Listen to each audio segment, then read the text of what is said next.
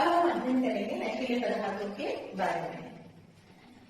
कई व्यक्ति काल्पनिक आनंद की अनुभूति करने के लिए नशीले पदार्थों का सेवन करते हैं।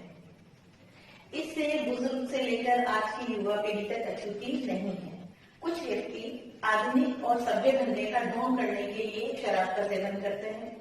कुछ लोग अपने एकाकीपन को भुलाने के लिए नशीले पदार्थों का सेवन करते हैं। कुछ लोग अपने शारीरिक श्रम की थकावट को दूर करने के लिए नशीले पदार्थों का उपयोग करते हैं और कुछ लोग संगत में भीगकर नशीले पदार्थों का उपयोग करते हैं। धीरे धीरे व्यक्ति इन नशीले पदार्थों का आदी हो जाता है और उनको इसकी लत लग जाती है, जो स्वास्थ्य के लिए अति हानिकारक होती है। पर जो नशीले पदार्थ कई प्रकार के होते हैं, आइए हम उनकी जानकारी प्राप्त करते हैं। सर्वप्रथम हम लेते हैं गुटखा। गुटखा एक पाउच संस्कृति के रूप में आज की युवा पीढ़ी के लिए अभिशाप है। गुटखा सभी जगह छोटे से छोटे गांव से लेकर बड़े से बड़े शहर तक उपलब्ध हो जाता है और ये आसानी से उपलब्ध होने वाला एक नशीला पदार्थ है। इसका निर्माण सुपारी के टुकड़ों तथा चूना, उसके अंदर संश्लेषित खुशबू और धातुओं के वर्ग के मिश्रण से इसको तैयार किया जाता है। जब व्यक्ति लगातार गुटखे का सेवन करता है तो उसके जबड़े की मांसपेशियां कठोर हो जाती है और जबड़ा खुलने में मुश्किल होती है। इससे एक रोग हो जाता है जिसे हम सब म्यूकस फाइब्रोसिस रोग के नाम से जानते हैं। बच्चों, लगातार गुटखे का सेवन करने से मुंह के कैंसर की बीमारी भी हो जाती है। बच्चों, अगला नशीला पदार्थ हम लेते हैं तंबाकू। तंबाकू का जो स्रोत होता है वो पादप निकोटिना टोबैकम की पत्तियों से प्राप्त किया जाता है। तंबाकू का सेवन व्यक्ति कई रूपों में करता है। बीड़ी सिगरेट के रूप में, पान के अंदर तंबाकू मिलाकर खाने के रूप में, जर्दे के अंदर तंबाकू मिलाकर खाने के रूप में, मंजन जो दातुन करते हैं उसके अंदर तंबाकू मिलाया जाता है। जब व्यक्ति लगातार तंबाकू का सेवन करता है तो उससे वो कई प्रकार की बीमारियों से ग्रसित हो जाता है। इसमें मुख्य है गले का, जीभ का, फेफड़ों का कैंसर। बच्चों, जब गर्भवती महिलाएं तंबाकू का सेवन करते हैं तो उसमें जो भ्रूण होता है उस भ्रूण के विकास की दर मंद पड़ जाती है, धीमी पड़ जाती है। सिगरेट के धुएं में जो कार्बन मोनोऑक्साइड उपस्थित होती है वह हमारे शरीर के अंदर जाकर लाल रुधिर कणिकाओं को नष्ट कर उनकी ऑक्सीजन परिवहन की क्षमता को घटा देती है। और जब हमारे शरीर के अंदर पर्याप्त मात्रा में ऑक्सीजन नहीं पहुंचेगी तो विभिन्न अंग जहां तक ऑक्सीजन को पहुंचना आवश्यक है वो सुचारू रूप से काम नहीं करेंगे और वो क्षतिग्रस्त हो जाएंगे, क्योंकि हमारे शरीर में रक्त के द्वारा ही ऑक्सीजन सभी अंगों तक पहुंचाई जाती है।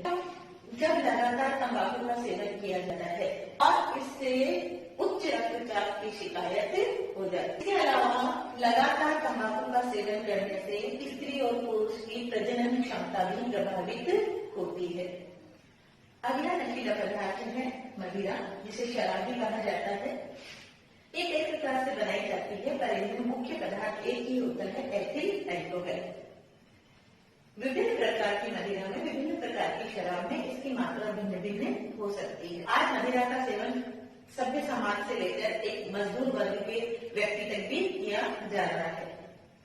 कुछ लोग अपनी सामाजिक प्रतिष्ठा को बताने के लिए मदिरा का पान करते हैं और कुछ लोग अपने शारीरिक थकान और एकाकीपन को मिटाने के लिए मदिरा का सेवन करते हैं। पर लगातार मदिरा के सेवन से शरीर पर बहुत सारे दुष्प्रभाव होते हैं। आइए देखते हैं इससे क्या क्या दुष्प्रभाव होते हैं। सबसे पहले शरीर का संतुलन नहीं बन पाता। जब कोई व्यक्ति शराब का सेवन करता है तो उसका तंत्रिका तंत्र से प्रभावित होता है और उसका शारीरिक संतुलन नहीं बन पाता है।